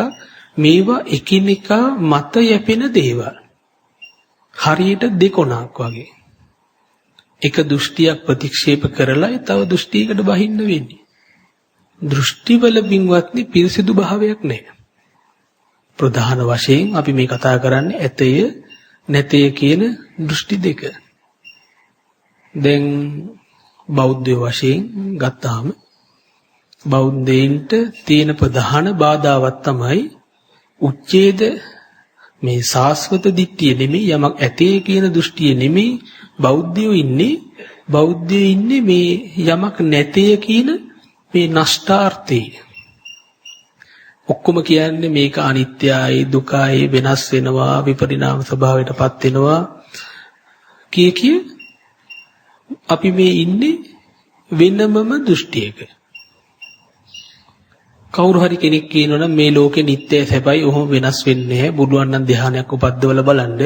ඒ ධ්‍යානය වෙනස් වෙනවද කියලා බලන්න. ඒව වෙනස් වෙන්නේ නැහැ. මෙහෙමයි කියලා. ඒගොල්ලෝ වෙනම බණක් කියලා යනවා. මේ දිව්‍ය ලෝකෙම ඇවිල්ලා මේ දිව්‍ය මාපු ලෝකෙ ඇතුළේ ඉන්නේ. මේක නිට්ටය සුඛ ආත්ම ලෝකය. ඒගොල්ලන්ට එහෙම බණක් ඇහෙනකොට ඒගොල්ලෝ මේක යමක් ඇතේ කියලා ස්ථිර වෙනවා. බුද්ධ ආගමේ අනිත්‍ය දුක්ඛ අනාත්ම ටික අහන්න පටන් ගත්ත ගමන් බෞද්ධයින්ට මොකද වෙන්නේ? බෞද්ධයෝ පිළිදෙනවා මේ නෂ්ටාර්ථේ. ඔක්කොම නැහැනේ, ඔක්කොම වෙනස් වෙනවානේ, ඔක්කොම හිස්නේ, සත්ත්ව පුද්ගල ආත්ම ස්වභාවයක් නැහැනේ. පින්වත්නි මෙතන මේ සත්ත්ව පුද්ගල ආත්ම ස්වභාවයක් නැහැ කියලා කියන එක දෘෂ්ටිය. හොඳට මතක තියාගන්න. බුදුරජාණන් වහන්සේ නිස්සත්ත්වෝ නිජීවෝ ශුන්‍යෝ කියලා කිව්වේ කෙලින්ම මේ ආත්මයක් ප්‍රතික්ෂේප කරලා දෘෂ්ටියකට වැටෙන්න නෙමෙයි. සත්වයක් නැහැ, පුද්ගලයෙක් නැහැ, ආත්මයක් නැහැ කියලා කියන මේ දේ දෘෂ්ටිය. නමුත් බුදුරජාන් වහන්සේ මේ වචන ටික එහෙම්මම දේශනා කළා. ඇත්තක් දැකලා.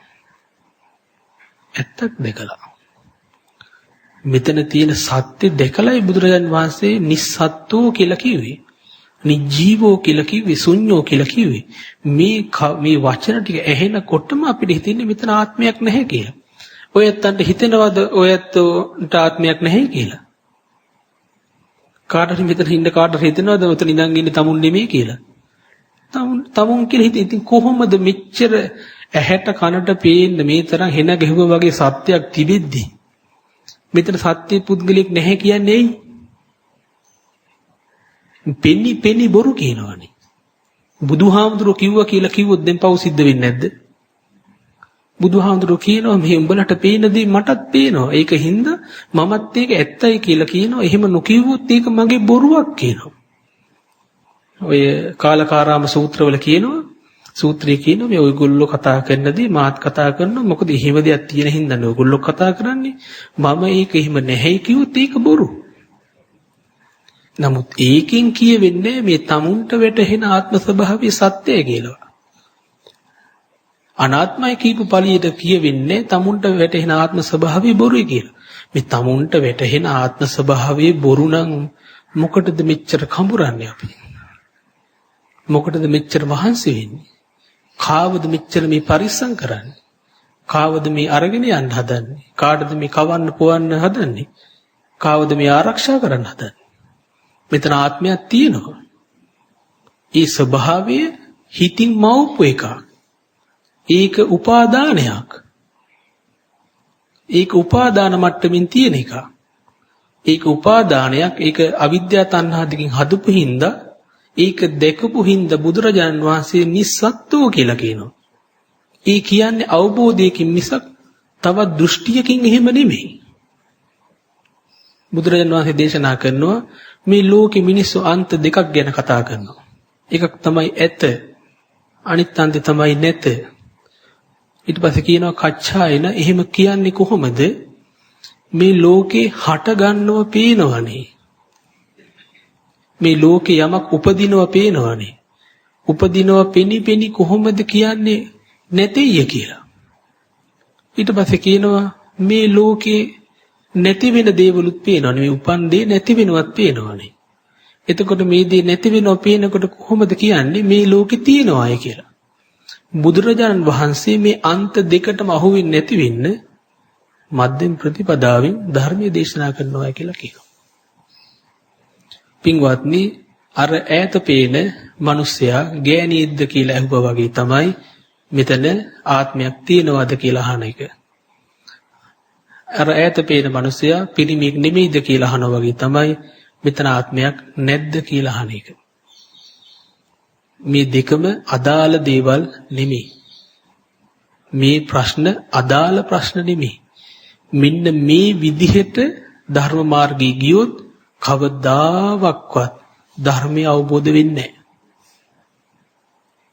කවදාවත් ධර්මය අවබෝධ වෙන්නේ මේ විදිහට හිතන එක අයෝනිසෝ මනසිකාරය. මේ මමද මේ මම නෙමෙයිද මේ වෙන කවුරු හරිද කී දෙම් බලන්න දැන් මෙතන මේ තියෙන ස්වභාවය රැවටිලා ඉවරයි. එතන ආත්ම ස්වභාවයක් තියෙන හින්දානේ මේ මෙතන මමද මම නෙමෙයිද වෙන කවුරු හරිද කී හිතන්නේ. ඔය ක්‍රමයට ඇත්තක් හොයලා බලන්න කවදාවත් අහුවේද කියලා. මේ සූත්‍රයේ ඉදිරි කොටස් වල තියෙන්නේ ඒ කරුණ විස්තර කරන හැටි. එහෙම හිතන්න පටන් ගත්තාම බුදුරන් වහන්සේ දේශනා කරනවා ප්‍රතිඵලයේ මෙච්චරයි තවත් දෘෂ්ටි 6ක් උපදිනවා කියලා. ප්‍රතිඵලයට හම්බ වෙන්නේ තව දෘෂ්ටි 6ක් උපදිනවා. එක්ක මේක ආත්මයක් තියෙනවා, එක්ක මේක ආත්මයක් නැහැ, මම පින්පව් දෙක විදිනවා යන ආදි වශයෙන් දෘෂ්ටි ටිකක් උපදිනවා. එහෙනම් මේ තමාව මුල් කරගෙන මේ මම කියන එක මුල් කරගෙන හිතන චින්තන ධාරාව මම ඉන්නවද මම නැද්ද මම කවුද මම අනාගතේ කවුරු වෙලා හිටියද අනාගතේ මම කවුරු වෙනවද අතීතේ මම කවුරු වෙලා හිටියද අතීතේ මොන වගේ සැප සම්පත් මම වින්දද අනාගතේ මම මොන සැප සම්පත් විඳිනවද කියලා මේ හිතන ගතියෙන් අතීත අනාගත වර්තමාන සම්බන්ධයෙන් මේ හිතන ගතියෙන් මේ හිතන ස්වභාවයෙන් අපිට කවදාවත් ධර්ම මාර්ගයක් නම් මතුවෙන්නේ නැහැ. මේ මෙහෙම ආත්මයක් මුල් කරගෙන හිතන ස්වභාවයට සාමාන්‍යයෙන් කියත හැකි අයෝනිසෝ මනසිකාරය කියලා. අයෝනිසෝ මනසිකාරය කියලා ඔය ඇත්තෝ අර මම අර කලින් කියපු කාරණාව පටලව ගන්න එපා. ආත්මයේ ඇතේ නැතේ කියන මේ කාරණාව ආත්මයක් තියෙන හින්දායි ඔය ඇත්තෝ ආත්මයක් තියෙනවායි කියලා පිළිගන්නේ. ආත්මයක් නැතේ කියලා කියන්න හදන්නේ ඔය තියෙන එක ප්‍රතික්ෂේප කරන්නට. ඒත් බුදුරජාන් වහන්සේ ආත්මයක් නැතේ කියලා දේශනා කළේ අවබෝධයකින් මිසක් දෘෂ්ටියකට අදාළුනේ. මම ඒ කාරණාව අවසානයේ මතක් කළේ මොකද ඒකෙන් වැරදි තේරුම් එන්න බොහෝ විට ඉඩ තියෙන හින්දා.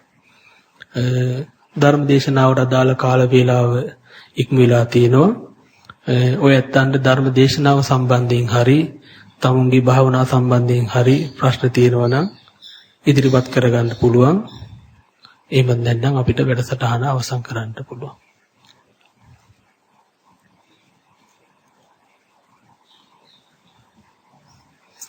පළවෙනි ප්‍රශ්නේ හැටියට අහලා තියෙනවා ස්වාමීන් වහන්සේ කාරුණිකව කියා දෙන්න. බුදුදහමේ උගන්වන ශනික මරණයේ කොටස් දෙකක් වෙනවද? මේ විදිහට කියලාත් අහලා තියෙනවා. ශනියක් පාසාම සිතත් කයත් දෙකම බිඳී යාම ආස්වාස ප්‍රාස්වාසයනොත් බිඳී යනවා. එනම් මරණයට පත් වෙනවා නේද කියලා. ආස්වාස පාස්වාස කියන ඒ තැන තියෙන්නේත් වෙනස් වීමක් තමයි. ඒ ප්‍රකට වෙන්නේ ඒ රූප ස්වභාව, ඒ ධාතු ස්වභාව, ඒවා කැඩි කැඩි බිනි බිනි යන ස්වභාවයක් තියෙනවා. වෙනස් වෙන ස්වභාවයක් තියෙනවා. මිරිඟු ස්වභාවයක් තියෙනවා. ඒ වගේම ක්ෂණික මරණය කියලා කියනකොට මේ දැන් සිද්ධ වෙන දේ. දැන් ඔය ඇහෙන ශබ්දයකට හිත දාලා බලන්න මේ ඔය ඇහෙන ශබ්ද පැය ගණන් වරු ගණන් තියෙන්නේ. ඒවා ඉබලෙම එතනම නැති වෙලා යනවා. ඒක ක්ෂණික මරණය. අපි සක්මන් කරනකොට කකුල උස්සනකොට ඒ කකුල පොළවේ තිබ්බ ටික මැරිලා තමයි කකුල එසවෙන්නේ. එතකොට එතන තියෙන්නේ ක්ෂණික මරණය. මේ සිතට එන සිතවිලි අරගෙන බලන්න ඒ සිතවිලි එවෙලෙම නැති වෙලා යනවා. මේ විදිහට ඒ එවෙලේ එතන සිද්ධ වෙන මරණය චුති චවනතා කියලා තමයි කියන්න වෙන්නේ. චුත වෙන කණ්ඩිච්චම් වාලිච්චම් පාලිච්චම් ඔයම කියනවා. ඕම ඇවිල්ලා ක්ෂණික මරණ කියන තැන චුති චවනතා. චුත වෙන නැති වෙලා යන ස්වභාවය ඒක මේ ක්ෂණික කණික මරණයක් හැටියට තමයි පෙන්눔 කරලා දෙන්න තියෙන්නේ එවෙලේ එතන සිද්ධ වෙන ස්වභාවය. ඇත්තටම භාවනාවකිනුත් අර වයසට යනවා, කෙස් රැවුල් පැහෙනවා, කී ටික පැහැදිලි කර භාවනා විදිහට අරගෙන යන්න උත්සාහ කරන්නේ ඒ ක්ෂණික මරණය පැත්තට. මොකද කොහොමත් මේ ඇසට පෙනෙන දේ පවා ක්ෂණයක්වත් පවතින්නේ. ඒක භාවනා කරපු කෙනෙකුට දකින්නට පුළුවන්. මේක බොහෝම වේගයෙන් වෙනස් වෙන මායාකාරී ස්වභාවයක් තියෙන්නේ. උදාහරණයක් මම කියන්නම්, සරලව හිතලා බලන්න. කයේ දුක් වේදනාවක් පහළ වෙනකොට අපි හිතමු කයේ යම් වේදනාවක් පහළ වෙනවා කියලා. බලන්න හිතේ තියෙන වෙන වේදනාවක් නෙමෙයිද කියලා. එතකොට එක සැරේ මෙතන වේදනා දෙකක් පහළ වෙනවද? මේ කයේ හිත දෙකක් පහළ වෙන්නේ එක හිතයි. ඒ ඇඟ රිදෙනවා, අපි හිතමු කකුල රිදෙනවා. කකුල රිදෙනකොට හිතින් දේශයක් තියෙනවා, එහෙම නැත්නම් දෝමනස්යක් තියෙනවා. මේ දෙකම අපිට එක සැරේ වැටහෙනවා. ඒ උනාට එක සැරේකට තියෙන එකයි. එක සැරේකට තියෙන එකක් උනාට අපිට පේනවා දෙකම තියෙනවා වගේ. සිතේ දෝමනස්සයකුත් තියෙනවා, කයේ දුක්ඛ ස්වභාවයකුත් තියෙනවා. මේ දෙක එක සැරේ පහළ වෙන්නේ. ඉතින් බිහිසුණු ඥානයක් ඕන. එක සැරේ එකක් දකින්න. එතන තියෙන්නේ ක්ෂණික මරණය. ඒ වේගවත් භාවයේ වැඩි නිසා අපිට තැන් දෙකක් පේනවා. තැන් දෙකක් පේනවා. හරියට අන්ධකාරයේ කෙනෙක් ගිනි පෙල්ලක් යට කැවුවොත් තියෙන්නේ එකයිනේ. එක ගිනි පෙල්ලයි. ඒ වුණාට කරකවන වේගය වැඩි වෙන්න වලල්ලක් පේනවා. වැඩි වෙන්න වලල්ලක් පේනවා. අපි ඉතින් ආස කරන්නේ ගිනි වලල්ලට. කවුරු හරි කෙනෙක් දැන් පොඩි ළමෙක් එහෙම දැක්කොත් මට අර පේන දිලිසෙන වලල්ල ගෙනත් දෙන්න කියලා. කොච්චර සල්ලි තිබ්බත් ඒ වලල්ල ගන්න බෑ. හේතුව තමයි එහෙම දෙයක් නෑ, අර පන්දම කරකවද්දි පේන එක. ඉතින් එහෙම මොන හරි දෙයක් තියෙනවා කියලා හිතාගෙන තමයි ඉතින් ඔය රොකට් හදාගෙන හදට යවනවා, පරීක්ෂණ කරනවා, මොනවා හරි මේක තියෙද කියලා බලන්න. ඉතින් භාවනා කරනකොට තියෙන්නේ හොඳට බලපං කියලා අරමුණක් දීලා ඇතුළට යවනවා. හොඳට බලන්න මොනවා හරි හම්බ වෙයිද කියලා. මොනවා හරි හම්බුනොත් කියන්නේ. ඊට පස්සේ අහලා තියෙනවා සක්මන් භාවනාවේදී එක් පායක් තුල 4 වතාවක් ඇතිවීම නැතිවීම දකින්නවා නේද? මෙහිදී ඇතිවන විරාගය නැති කිරීම නිසා සක්මන් භාවනාවට සක්මන් භාවනාව නතර කරනවා. විරාගය නිසා සක්මන් නතර කරනවා. එසේ හරියද? නැත්නම් වැරදිද? හරිනම් ඉස්සරහට යන්නේ කියලා දෙන්න. ප්‍රශ්නයක් අහලා තියෙනවා. සක්මන් භාවනාවේදී එක් පාදයක් තුල 4 වතාවක් ඇතිවීම නැතිවීම දකින්නවා නේද? මෙහිදී ඇතිවන විරාගය නිසා සක්මන් භාවනාව එයින්ම නතර කරනවා. ඒක හරිද කියලා අහනවා. නැත්නම් වැරදිද කියලා අහනවා.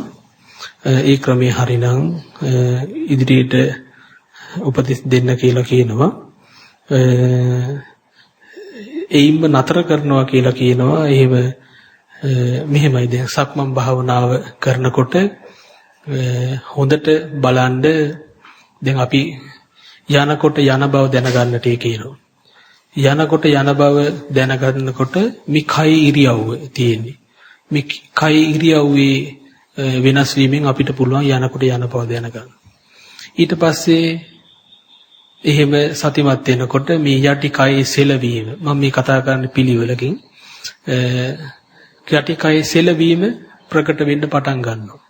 මොකද ඒක ලොකු අරමුණක්. එහෙම යටි කයේ සෙලවීම ප්‍රකට වෙන්න පටන් ගත්තායින් පස්සේ ඒ දෙයට හිත තියාගෙන හිටියොත් ඊට පස්සේ ප්‍රකට වෙන්න පටන් ගන්නවා මේ යටිපතුල් පොළවේ හැපෙන එක. දැන් බලන්න අපි පිළිවෙලට යනකොට යන බව දැනගන්නවා. ඊට පස්සේ යටි කයේ සෙලවීම දැනෙන්න පටන් ගන්නවා. ඊට පස්සේ මේ කකුල් පොළවේ හැපෙන්න පටන් ගන්න මේ ටික යන්නේ කොහටද බලන්න. ටික හිත දැන් ගැඹුරින් යන්නේ. ඊට පස්සේ යටිපය පොළවේ හැපෙනකොට හැපෙන බව දැනගන්න පටන් ගන්නවා. ඊට පස්සේ තවත් සතිමත් වෙන්න පටන් ගත්තොත් මේ හැපෙන දේ තොරතුරු කියන්න පටන් ගන්නවා. මේක කකුලේ තද ගතියක්ද පොළවේ තද ගතියක්ද මට සක්මන් කරනකොට පොළවේ තද ගතිය දැනුණා කකුලේ තද ගතිය දැනුණා කියන්න පටන් ගන්නවා. තවත් ඒක බලන්නට කිව්වහම එයා කියනවා කකුල් පොළව කෙසේ වෙතත් තද බුරුළු ගතිය දැනෙනවා කියලා. එතකොට මේ කකුල කියන කොටස ඉවත් කරන්න. මේ කොලේ උපාසකම්ම අරගෙන මේ කකුලක් 4 වතාවක් ඇති වෙනව නැති වෙනව කියන කෑල්ලේ කකුල කියන කොටස පෑනෙන් කපන්න. පෑනෙන් කපලා ආපහු මේ ප්‍රශ්නේ කියවලා බලන්න 4 වතාවක් ඇති වෙනව නැති වෙනව. ඊ මොනවද? මේකට මේ ඉරියව් මේ ඒවට මේ කඳ කට බඩ ගාව ගන්න එපා. ඔය කඳ කට බඩ ගාව ගන්න ගියාම තව අර මං බනටත් කිව්වේ එතකොට ඇත්ත වැහෙනවනේ. ඒ කියන්නේ අර සතිමත් වුණාම හරි ලීසි. ඒ කකුල කියලා පෙන්නලා කකුලේ තද ගතිය කියලා පෙන්නනවා. කකුලේ තද ගතිය කියලා පෙන්නලා ඊට පස්සේ කකුල කතාවන්නේ තද ගතිය කියලා පෙන්නනවා. ඒ විදිහට මේ සතිය චුට්ට අපිට පාඩම කියලා දෙනවා. ඉතින් හොඳයි මේකේ අර පාදයේ කියන කෑල්ල නැතුව බලන්න ඒ ධාතුවට හිත දාලා බලන්න ධාතුවට හිත දාලා සක්මන් කරන්න ගෙදෙද්දී උන්නම් උපාසකම්මට කරන්න පුළුවන් පොතක් හදාගන්න. පොතක් හදාගෙන ඒකට කමටහන් පොත කියලා ලියන්න. ලියලා සක්මන් කරපු විදිහ ලියන්න. සක්මන් කරපු විදිහ ලියලා මට දැනෙච්ච දේ ලියන්න. තමුන්ට දැනෙච්ච දේ. පරියංක භාවනාව කරපු විදිහ ලියන්න. කරාම දැනෙච්ච දේ ලියන්න. ඔය ඇත්තන්ට පුළුවන් නම් කරන්න. ඔය ඇත්ත ඔක්කොම මේ පොත කරනවා නම් මට ඒව බලන්නත් වෙලාව තියෙනවා. එහෙම ඔක්කොම ලිව්වොත් මම පාන්දර හරි ඇවිල්ලා පන්සලේ නැවතිලා පොත් ටික බලලා දෙන්න. නැත්නම් තමුන්ට උනා මෙහෙම පොත් තියා ගන්නව නම් ත්‍රිපිටකයට වඩා වටිනවා. මොකද මෙතන තියෙන්නේ ප්‍රායෝගික අධ්‍යක්ෂින් රාශියක් ඒ සඳහන් කරන පොතේ ඉතුරු වෙලා තියෙන්නේ. එහෙම තොරතුරු ලියන්න තමුන් භාවනා කරපු හැටි ඊට පස්සේ මට වැටහිච්ච දේ. මෙන්න මේ විදිහට සක්මන් කළා මට මෙන්න මෙහෙම එකක් වැටහුණා. මෙන්න මේ විදිහට පරියංග භාවනාව කළා මට මෙන්න එහෙම එකක් වැටහුණා. එච්චරයි. හරිම සරලයි. ඕකට ඉතින් කියනවා මේ කමඨහන් වාර්තාකරණය කියලා. ඔය බුරුමේ වගේ ඉගෙන ගන්න කාලේ හරිම තදයි. ඔය මොකක්වත් වරද්දන්න දෙන්නේ නැහැ. ඉතින් මේ එහෙම ඒගොල්ලෝ දෙන ඒ ක්‍රමයක් තියෙනවා. ඒ ක්‍රමයට තමයි වාර්තා ඉදිරිපත් කරන්නේ. ඔය මූලික සරල දෙක කරපු විදිහ සහ වැටහිච්ච දේ. තවත් විස්තර ඇතුව කියනවා නම් තව කැලේ එකතු කරත හැකි මූල කර්මස්ථානයේ තියෙන. තමුන් කරපු කර්මස්ථානේ මං කලේ කර්මස්ථානයේ ආනාපාන සතිය නම් ආනාපාන සතිය ඒක බැලුවේ මෙහෙමයි මට වැටහුනේ මෙහෙමයි.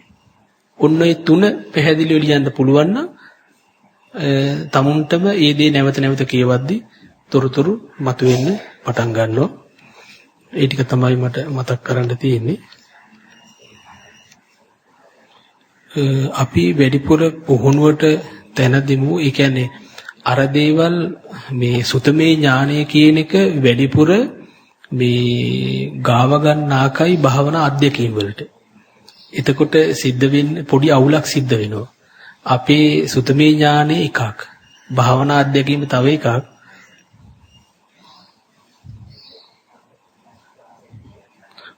එහෙම ගැටලුවක් නැහැ. ප්‍රශ්නයක් විදිහට කොලේ ලියලා ඒ කියන්නේ මේ වම දකුණෙන්ද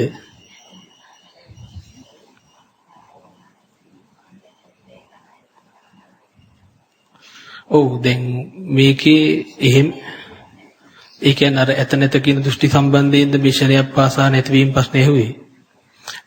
එහෙම සටහනක් නම් කොලේ නැහැ. ඔව් එහෙනම් උපාසකම්ම පැහැදිලිව වෙලාවක ලියලා දෙන්න. ඒවා ඇත්තටම වැඩිපුර මේ හොයන්න යන්නේකින් හිත අවුල් වෙනවා. අපි සතිය හුරු කරනකොට තමයි ඒකට අවශ්‍ය කරන ධර්මයේ මතුවෙන්න පටන් ගන්න. ඒ ධර්මයේ හරි අමුතුයි හේතුඵල ධර්මයක් තියෙන. නිකම්ම යමක් ඇති වෙනව නැති වෙනව නෙමෙයි හේතු සහිතවයි යමක් ඇති වෙන්නේ නැති වෙන්නේ. උපාසකම පැහැදිලිව ලියලා දෙන්න අපිට මේ ධර්ම සාකච්ඡාවේදී හෝ අපිට පුළුවන් සාකච්ඡා කරගන්න. හොඳයි වෙන ප්‍රශ්න නැත්නම් අපි වැඩසටහන අවසන් කරමු. ඔයත් මාත් එක්කම වෙන ප්‍රශ්න තියෙනවද? නැහැ මාත් එක්කම එහෙනම් ගාථා සජ්ජායනා කරන්න. හොඳයි. ittavata cammehi sampadam punya sampadang sabbe deva anumodantu sabba sampatti siddhya. ittavata cammehi sampadam punya sampadang sabbe bhuta anumodantu sabba sampatti siddhya. ittavata cammehi sampadam punya sampadang sabbe satta anumodantu sabba sampatti siddhya. ආකාසට්ටා ච බුම්මට්ටා දේවා නාග මහින්దిక පුඤ්ඤන්තං අනුමෝදිත්වා චිරන් රක්칸තු දේශනං. ආකාසට්ටා ච බුම්මට්ටා දේවා නාග මහින්దిక පුඤ්ඤන්තං අනුමෝදිත්වා චිරන් රක්칸තු ශාසනං. ආකාසට්ටා ච බුම්මට්ටා දේවා නාග මහින්దిక පුඤ්ඤන්තං අනුමෝදිත්වා චිරන් රක්칸තු මං පරං. ඉදං වූ ඥාතිනං හෝතු සුඛිතා හොන්තු ඥාතයෝ. ඉදං වූ ඥාතිනං හෝතු සුඛිතා හොන්තු ඥාතයෝ. ඉදං වූ ඥාතිනං හෝතු සුඛිතා හොන්තු ඥාතයෝ. ඉමිනා පුඤ්ඤ කම්මේන මාමේ බාල සමාගමු සතං සමාගමු හෝතු යාව නිබ්බානපත්තිය. ඉමිනා පුඤ්ඤ කම්මේන මාමේ බාල සමාගමු සතං සමාගමු හෝතු යාව නිබ්බානපත්තිය. ඉමිනා පුඤ්ඤ කම්මේන මාමේ බාල සමාගමු සතං සමාගමු හෝතු යාව නිබ්බානපත්තිය. මහා සංඝරත්නය අරමුණු කරගෙන වන්දනා කරගන්න. අභිවාදන සීලිස්ස නිච්ඡං බුද්ධාපචායිනෝ චත්තාරෝ ධම්මා වඩ්ඩಂತಿ ආයුවන්නෝ සුඛං බලං ආයුරාෝග්‍ය සම්පatti සග්ග සම්පatti මේවච අතෝ නිබ්බාන සම්පatti ඉමිනාති සමිජ්ජතු.